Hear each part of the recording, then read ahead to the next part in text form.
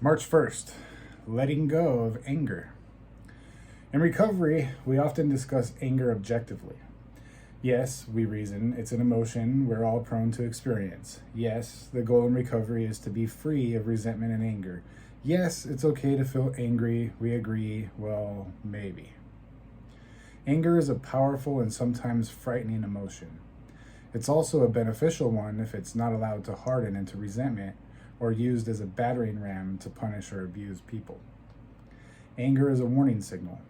It points to problems. Sometimes it signals problems we need to solve.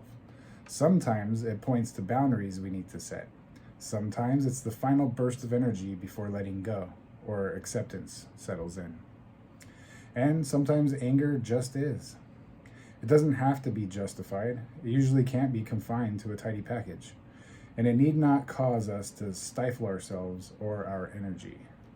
We don't have to feel guilty whenever we experience anger. We don't have to feel guilty. Breathe deeply.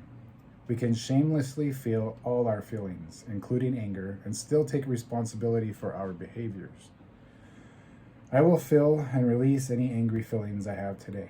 I can do that appropriately and safely. I'm Herb the Addictaholic. This is the language of letting go. And anger's been one of my biggest issues, one of my biggest character defects, only because I let it control me. I didn't use it appropriately. A lot of times it caused a lot of damage upon other people, not only myself. You know, as a kid, I would throw fits and tantrums all the way through my teen years. And, you know, I used to break stuff, punch walls, you know, smash things.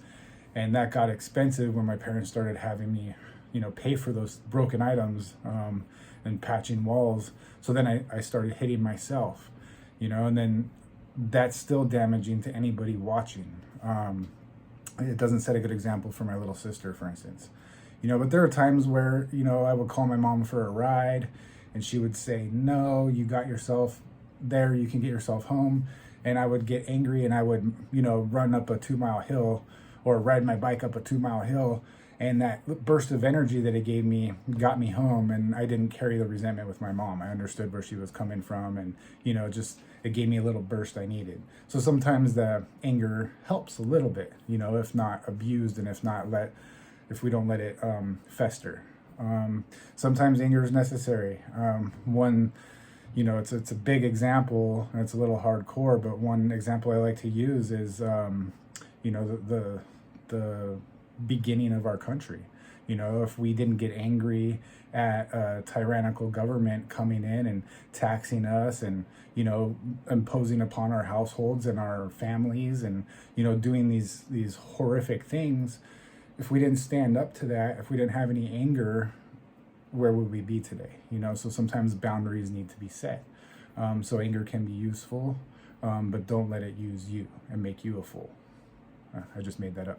Anyways, thank you guys for coming out. I hope to see you tomorrow. Keep coming back. It works if you work it.